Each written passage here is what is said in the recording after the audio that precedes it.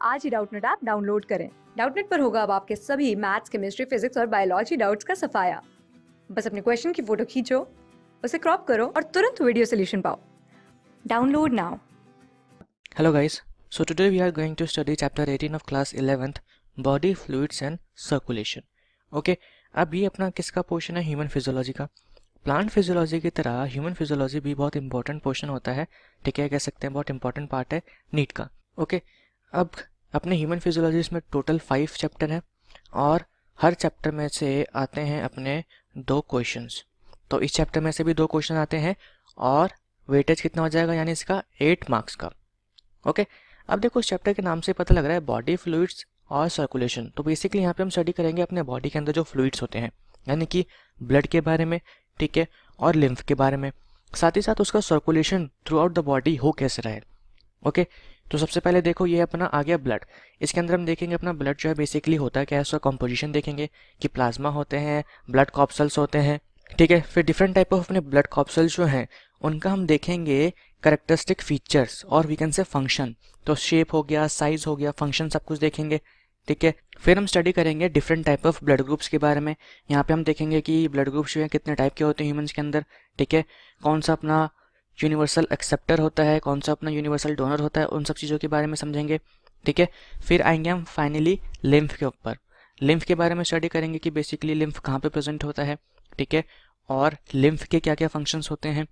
फिर आता है अपना सर्कुलेटरी पाथवेज। सर्कुलेटरी पाथवे में हम देखेंगे कि जो अपना ब्लड है उसका सर्कुलेशन किसके थ्रू होता है। सिंपल टर्म्स में हम कह सकते हैं कि इस टॉपिक के अंदर हम स्टडी करेंगे ह्यूमन सर्कुलेटरी सिस्टम के बारे में और अपने हार्ट के बारे में कि हार्ट ब्लड पंप कैसे करता है, ठीक है, कंडक्शन ऑफ इम्पल्स जो होता है वो कैसे होता है हार्ट के अंदर, उन सब चीज़ों के बारे में देखेंगे। फिर आते हैं फोर्थ पे, तो यहाँ पे है डबल सर्कुलेशन। अब डबल सर्कुलेशन क्या होता है, देखो अपनी बॉडी के अंदर ब्लड जो होता है वो एक बारी फ्लो करता है किसके बीच में, हार्ट और लंग्स के बीच में, और एक बारी फ्लो करता है हार्ट और बॉडी के बीच में। तो बेसिकली 2 सर्कुलेशन हो रहे हैं, हार्ट और लंग्स के बीच में अपना अलग हो रहा है जिसको हम पल्मोनरी कहते हैं, ठीक है, और बॉडी और हार्ट के बीच में अलग होता है जिसको हम सिस्टमिक कहते हैं। तो बेसिकली 2 सर्कुलेशन हो रहे हैं, इसलिए इसको क्या कह दिया, डबल सर्कुलेशन।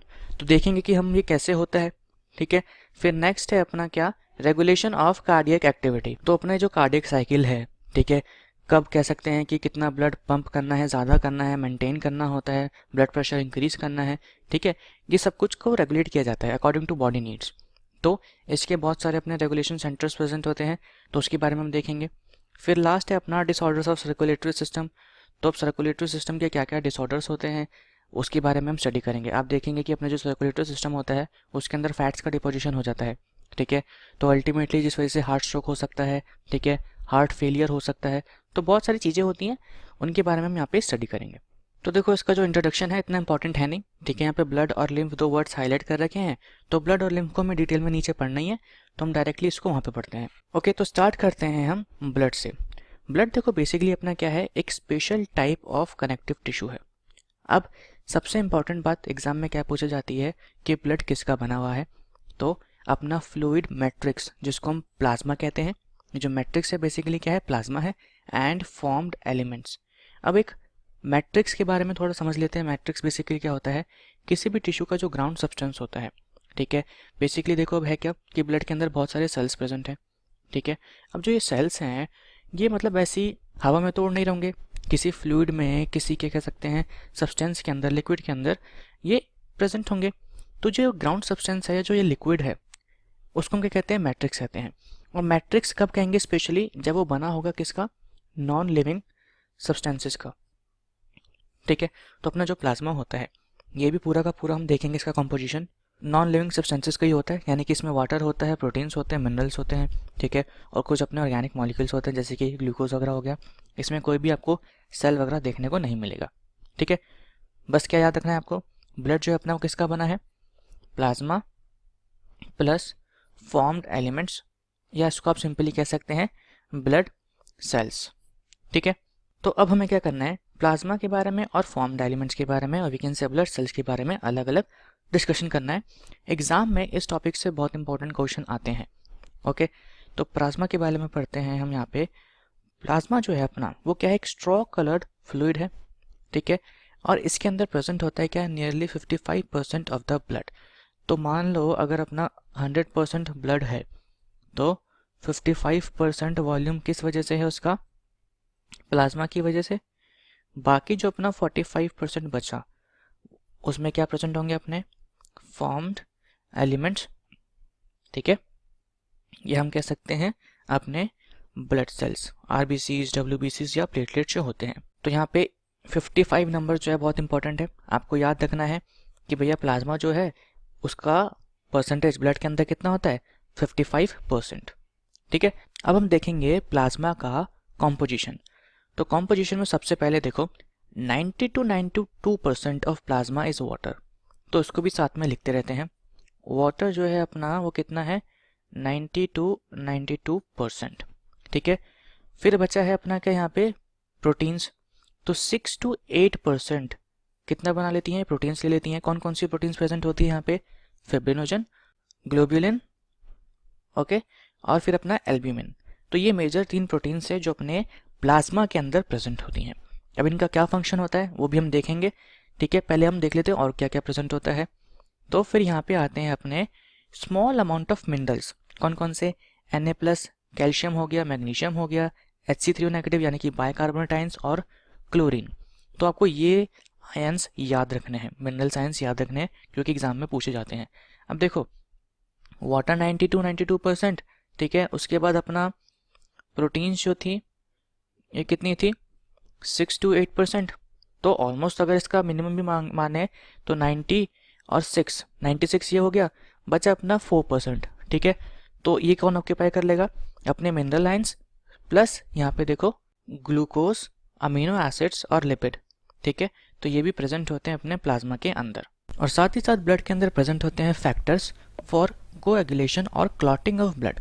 अब ये क्लॉटिंग क्या है, इस चीज़ को हम थोड़ा ब्रीफ में समझ लेते हैं। देखो जब आपकी कहीं इंजरी होती है, ठीक है, तो अब देखते हैं कि एक रेड कलर का स्कम सा डेवलप हो जाता है।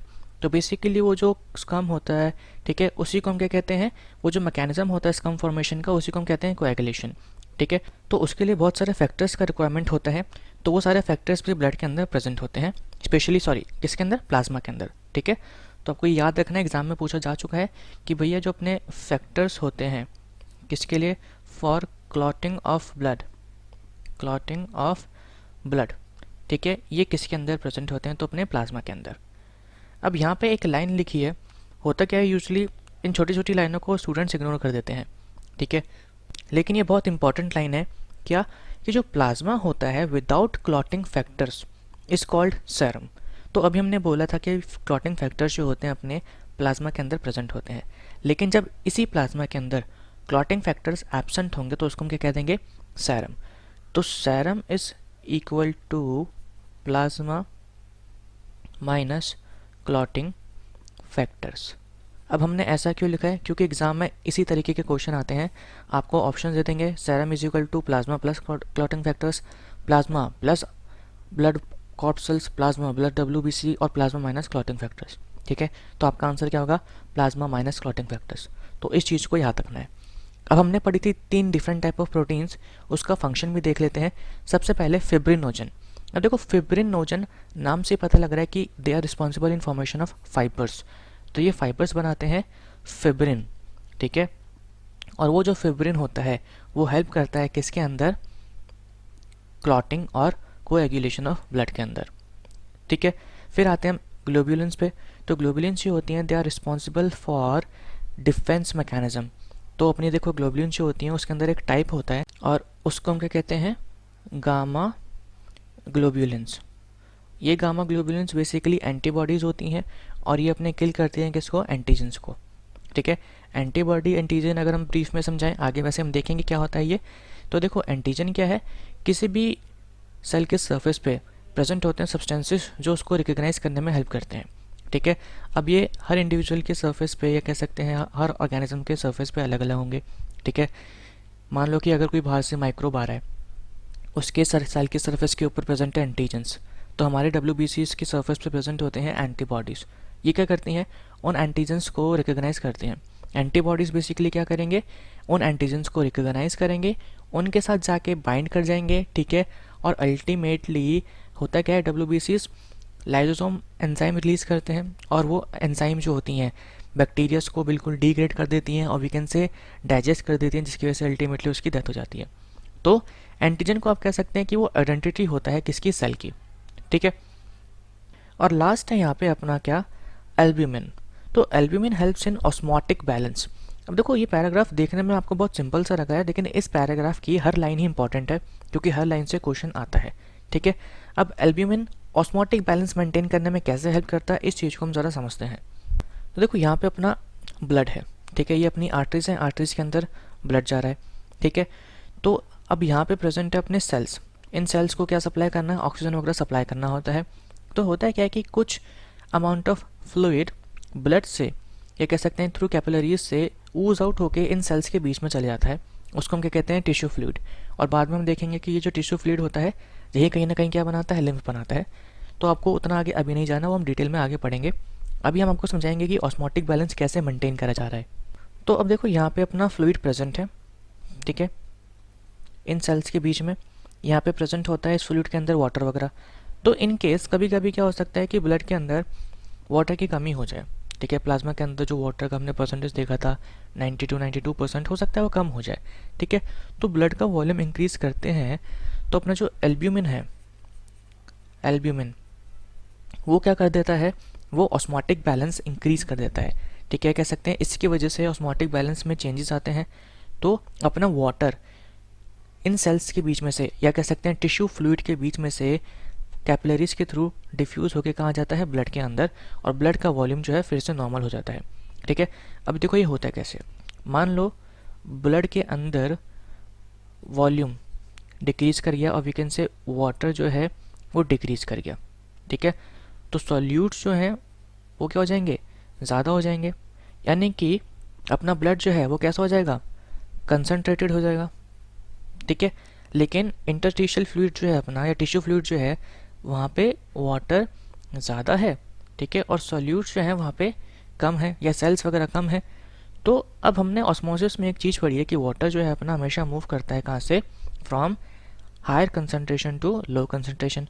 तो वाटर की कंसनट्रेशन टिश्यू फ्लूइड के अंदर ज़्यादा है, तो वाटर जो है अपना यहाँ से डिफ्यूज़ करता है किसके अंदर, कैपिलरीज के अंदर, और ब्लड की वॉल्यूम बढ़ाता है। तो जो ऑस्मोटिक बैलेंस मेंटेन करने का सारा काम है किसका है, एल्ब्यूमिन का है, ठीक है। अब समझ में आ रहा है कि एक्सेस ऑफ वाटर कहाँ से आ रहा है। अब जैसे ही ब्लड के अंदर नॉर्मल अमाउंट ऑफ वाटर हो जाता है या थोड़ा वाटर ज़्यादा होता है, तो ब्लड क्या कर देता है, इस वाटर को वापस से इंटरस्टिशियल फ्लूइड के अंदर भेज देता है, ताकि इनकेस अगर फिर से ज़रूरत पड़ी तो वहाँ से ले लिया जाएगा, ठीक है। तो यहाँ पे अपना प्लाज्मा वाला पोर्शन होता है ख़त्म। इसके अलावा प्लाज्मा से और कोई क्वेश्चन नहीं आएंगे, आपको इसकी एक एक लाइन को बहुत अच्छे से याद कर लेना है। और ये जो लास्ट में लाइन लिखी है इसको भी, क्योंकि ये भी एग्जाम में बहुत बारी पूछी गई है, ठीक है। अब फाइनली हम आते हैं फॉर्म्ड एलिमेंट्स और we can say blood cells पे, ठीक है। तो अब यहाँ पे देखो, एरिथ्रोसाइट्स, ल्यूकोसाइट्स, प्लेटलेट्स, इसको कलेक्टिवली हम क्या कहते हैं, फॉर्म्ड एलिमेंट्स। तो एक इंपॉर्टेंट क्वेश्चन इसी लाइन से बन गया कि फॉर्म्ड एलिमेंट्स के अंदर कौन कौन से सेल्स आते हैं, एरिथ्रोसाइट्स और we can say RBCs, leukocytes और वी कैन से डब्ल्यूबीसीज और प्लेटलेट्स, ठीक है। अब नेक्स्ट इंपॉर्टेंट क्वेश्चन उसी के आगे, क्या, दे constitute nearly 45% of the blood, ये हमने आपको ऊपर भी बता दिया था। अब हमें स्टडी करना है किसके बारे में, एरिथ्रोसाइट्स के बारे में, ठीक है, ल्यूकोसाइट्स के बारे में, एंड फाइनली फिर हम स्टडी करेंगे अपने प्लेटलेट्स और वी कैन से थ्रोम्बोसाइट्स के बारे में, ठीक है। तो यहाँ पे इसको हम अच्छे से समझते हैं, और स्टार्ट करने से पहले ज़रा एक चार्ट देख लेते हैं। तो देखो, कॉम्पोजिशन ऑफ ब्लड, ब्लड अपना किसका बना है, प्लाज्मा, प्लाज्मा है 55%, और फॉर्म्ड एलिमेंट्स हैं कितने अपने, 45%। प्लाज्मा के अंदर हमने क्या क्या देखा, एक तो अपना वाटर हो गया, ठीक है, प्लाज्मा जो प्रोटीन्स होती हैं, फिर हो गया अपना यहाँ पे मिनरल्स, ठीक है, फिर कुछ जो कार्बोहाइड्रेट्स वगैरह थे अपने, और अपने फैक्टर्स जो कोएगुलेशन फैक्टर्स थे, ये सब चीज़ें हमने पढ़ ली है। अब फॉर्म्ड एलिमेंट्स में हमने देखा था क्या क्या होता है, आरबीसीज, ओके, डब्ल्यूबीसीज और प्लेटलेट्स, ठीक है। तो यहाँ पे आ गए अपने ब्लड सेल्स और ये ब्लड प्लेटलेट्स, ये एरिथ्रोसाइट्स हो गया, और वी कैन से आरबीसीज, और ये हो गया अपना ल्यूकोसाइट्स। अब मैंने ये चार्ट स्पेशली क्यों पेस्ट करा है, क्योंकि आपको ल्यूकोसाइट्स का यहाँ पे हमें समझाना है, ठीक है। तो हम ल्यूकोसाइट्स में देखेंगे वो पहले स्टार्ट करते हैं एरिथ्रोसाइट से। तो देखो आरबीसीज जो होते हैं और erythrocytes most abundant of all blood cells in the blood. तो ये फिर से एक इम्पॉर्टेंट क्वेश्चन कि सबसे अबंडेंट ब्लड सेल अपना कौन सा है। अब आते हैं इसके नंबर पे। हेल्दी ह्यूमन के अंदर आपको देखने को मिलेंगे 5 मिलियन टू 5.5 मिलियन और RBCs millimetre cube of blood per millimetre cube of blood. तो आपको ये भी याद रखना है 5 million to 5.5 million with unit के साथ याद रखना है इसको, ठीक है। फिर दिखा रखा है यहाँ पे इसका फॉर्मेशन। तो आरबीसीज जो होते हैं they are formed in red bone marrow. तो अब आरबीसीज जो हैं अपने ये कहाँ पे बन रहे हैं, रेड बोन मैरो। अब उसके साथ में इन्होंने एक और चीज़ लिख रखी है क्या, कि ये बनते हैं अपने अडल्ट्स के अंदर रेड बोन मैरो में। तो फिर बात आती है कि भैया जो अपने इन्फेंट्स होते हैं, ठीक है, उनके अंदर कहाँ पे बनते हैं। तो ये भी आपको याद रखना है, इन्फेंट्स के अंदर ये अपने बनते हैं लिवर और स्प्लीन के अंदर, ठीक है। ये बहुत इंपॉर्टेंट है, एग्जाम में क्वेश्चन आया है कि चिल्ड्रंस हो गए या इन्फेंट्स हो गए उसके अंदर आरबीसीज अपने कहाँ पे बनते हैं, तो लिवर और स्प्लीन के अंदर, ठीक है। अब यहाँ पे देखो एक और इम्पॉर्टेंट टर्म आता है और वो क्या है, ये जो आरबीसीज के फॉर्मेशन की प्रोसेस है, ठीक है। तो फॉर्मेशन ऑफ आरबीसीज जो होता है उसकी जो प्रोसेस होती है उसको हम क्या कहते हैं, एरिथ्रोपोइसिस। तो ये हो गया एरिथ्रोपोइसिस। अब ये एनसीईआरटी में कहीं दे नहीं रखा है, लेकिन प्रीवियस ईयर में ये क्वेश्चन बहुत ज़्यादा पूछा गया है कि आरबीसीज के बनने को क्या कहते हैं, ठीक है, डब्ल्यूबीसीज के बनने को क्या कहते हैं। तो ये हमने पढ़ना ज़रूरी होता है, तो आपको इस टर्म को यहाँ पे याद रखना है। अब आगे मूव करते हैं। आरबीसीज जो होते हैं अपने they are devoid of nucleus, यानी कि न्यूक्लियस जो होते हैं इनके अंदर एब्सेंट होते हैं। ये भी बहुत इंपॉर्टेंट क्वेश्चन है, पूछा गया है कि आरबीसीज के अंदर न्यूक्लियस प्रेजेंट होता है या एब्सेंट होता है, ओके। तो मोस्ट मैमल्स के केस में न्यूक्लियस जो है वो कैसा होगा, एब्सेंट होगा। साथ ही साथ ये कैसे होते हैं, they are biconcave in shape, ठीक है, शेप इनकी बाइकॉनकेव होती है। They have a red colour iron containing complex protein जिसको कहते हैं हीमोग्लोबिन। तो ये हमने ब्रीदिंग एंड एक्सचेंज में भी पढ़ा था कि आरबीसी जो होते हैं उसके अंदर प्रेजेंट होता है हीमोग्लोबिन, ठीक है। और हीमोग्लोबिन का क्या फंक्शन होता है कि ये ऑक्सीजन को कैरी करता है और साथ ही साथ रेड कलर की होती है, इसलिए इन सेल्स को नाम दिया है क्या, रेड ब्लड सेल्स, ओके। अब हमने यहाँ पे देखा कि यहाँ पे भैया न्यूक्लियस एब्सेंट है। तो न्यूक्लियस एब्सेंट क्यों होता है, न्यूक्लियस के एब्सेंट होने की वजह भी यही है। क्यों, क्योंकि अगर न्यूक्लियस नहीं होगा तो बीच में स्पेस ज़्यादा हो जाएगा, सेल के अंदर स्पेस ज़्यादा हो जाएगा, ज़्यादा हीमोग्लोबिन कैरी करेगा और ज़्यादा ऑक्सीजन को ट्रांसपोर्ट करेगा। साथ ही साथ अपने जो आरबीसीज होते हैं इसके अंदर माइटोकॉन्ड्रिया वगैरह, देखो उसको नोट कर लेना, ठीक है, या भी नोट कर लो उसको, हम इसको रेज कर देते हैं, ठीक है, पॉज करके इसको नोट कर लेना, हम यहाँ पे इसको रेज कर देते हैं क्योंकि और भी पॉइंट्स मेंशन करने हैं। तो हम ये बता रहे थे कि जो अपने आरबीसीज होते हैं उसके अंदर माइटोकॉन्ड्रिया वगैरह भी एब्सेंट होता है, ठीक है। तो most of the cell organelles जो होती हैं एब्सेंट होती हैं, क्यों, सेम रीज़न, हीमोग्लोबिन ये ज़्यादा कैरी कर पाएगा। तो दिमाग में क्वेश्चन आना चाहिए कि माइटोकॉन्ड्रिया एब्सेंट है तो फिर रेस्पिरेशन कैसे होगा, है ना, क्योंकि माइटोकॉन्ड्रिया का फंक्शन क्या है, एटीपी बनाना। दैट मीन्स कि आरबीसीज के अंदर एरोबिक रेस्पिरेशन नहीं बल्कि सिर्फ क्या होता है, ग्लाइकोलाइसिस होता है, ठीक है, और इसके थ्रू ही यहाँ पे एटीपी फॉर्मेशन होता है, ठीक है। और एनारोबिक रेस्पिरेशन होने का एक और रीज़न है। अब देखो ग्लाइकोलाइसिस में क्या है, ऑक्सीजन का यूज़ नहीं होता, डेट मीन्स कि ये क्या है, एक एनारोबिक रेस्पिरेशन है।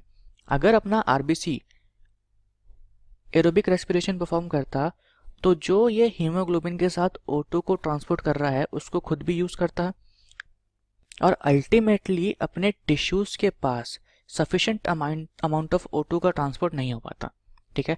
तो बेसिकली ये सारी क्या है, अडेप्टेशंस हैं। इनसे रिलेटेड एग्जाम में क्वेश्चन आ रखे हैं कि आरबीसीज के पास माइटोकॉन्ड्रिया क्यों नहीं होता, आरबीसीज के अंदर ग्लाइकोलाइसिस ही क्यों होता है, ठीक है। तो सारा काम क्यों है कि ऑक्सीजन जो है भैया वो सेल्स के पास, टिश्यूज़ के पास ज़्यादा से ज़्यादा पहुँचे। तो ये हीमोग्लोबिन की बात हो गई। अब साथ ही साथ आरबीसीज के अंदर एक स्पेशल एंजाइम प्रेजेंट होती है जिसका नाम क्या है, कार्बोनिक एनहाइड्रेस। और इस एंजाइम के बारे में भी हमने breathing and exchange of gases में पढ़ा था। ये किस में हेल्प करती है, बाइकार्बोनेट आयंस बनाने में और अल्टीमेटली CO2 के ट्रांसपोर्ट में। तो ये भी आपको याद रखना है, ठीक है। अब हमने यहाँ पे देखा था कि जो अपने आरबीसीज हैं ये बाइकनकेव होते हैं किसके केस में, मैमल्स के केस में, मोस्ट ऑफ द मैमल्स के केस में। लेकिन एग्जाम में पूछा जाता है कि ओवल आरबीसीज किसके अंदर देखने को मिलते हैं, ठीक है। तो उसको हम यहाँ पे लिख देते हैं।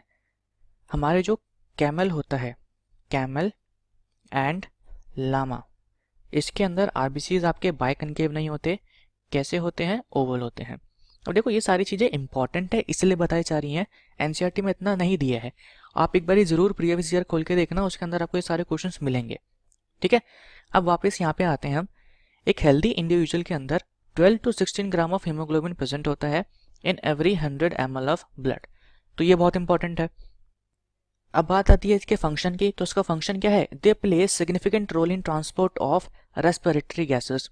अब हीमोग्लोबिन प्रेजेंट है तो ऑक्सीजन का ट्रांसपोर्ट कर रहा है, ठीक है। कार्बोनिक एनहाइड्रेस प्रेजेंट है तो CO2 का ट्रांसपोर्ट कर रहा है। और ये ट्रांसपोर्ट कैसे करते हैं, इसको आप breathing and exchange of gases में देख सकते हैं, ठीक है। अब आते हैं सबसे लास्ट में इसके लाइफ स्पैन के ऊपर। तो एवरेज लाइफ स्पैन जो होता है आरबीसीज का वो 120 डेज होता है, जिसके बाद ये स्प्लीन के अंदर डिस्ट्रॉयड हो जाते हैं। और स्प्लीन को हम क्या कहते हैं, ग्रेवयार्ड ऑफ आरबीसी। ये भी बहुत इंपॉर्टेंट है, एग्जाम में डायरेक्ट क्वेश्चन पूछा गया है कि ग्रेवयार्ड ऑफ आरबीसी कौन होता है, तो स्प्लीन, ठीक है। लाइफ स्पैन इसका 120 डेज है, जो कि सबसे ज़्यादा है। तो ये भी क्वेश्चन आया गया है कि सबसे ज़्यादा लाइफ स्पैन कौन से ब्लड सेल का होता है, तो आरबीसी। तो यहाँ पे हम लिख देते हैं लॉन्गेस्ट लाइफ स्पैन। ये सारे पॉइंट्स जो हैं आप अपने नोट्स के साथ ऐड कर लेना, या एक पेपर पे लिख करके इस वाले पेपर एनसीईआरटी के ऊपर उसको पेस्ट कर देना, ठीक है। तो यहाँ पे अपना अब एरिथ्रोसाइट्स होता है फेनेट। अब नेक्स्ट वीडियो में हम स्टडी करेंगे ल्यूकोसाइट्स के बारे में, देखेंगे अपने जो ल्यूकोसाइट्स होते हैं कितने टाइप्स के होते हैं और उन टाइप्स का क्या क्या फंक्शन होता है, ठीक है। और उनका क्लासिफिकेशन है जो बेसिकली वो किस बेसिस पे किया गया है, तो ल्यूकोसाइट्स और प्लेटलेट्स हम देखते हैं नेक्स्ट क्लास में। और साथ ही साथ उसमें हम देख लेंगे ब्लड ग्रुप्स के बारे में भी। Okay, thank you so much.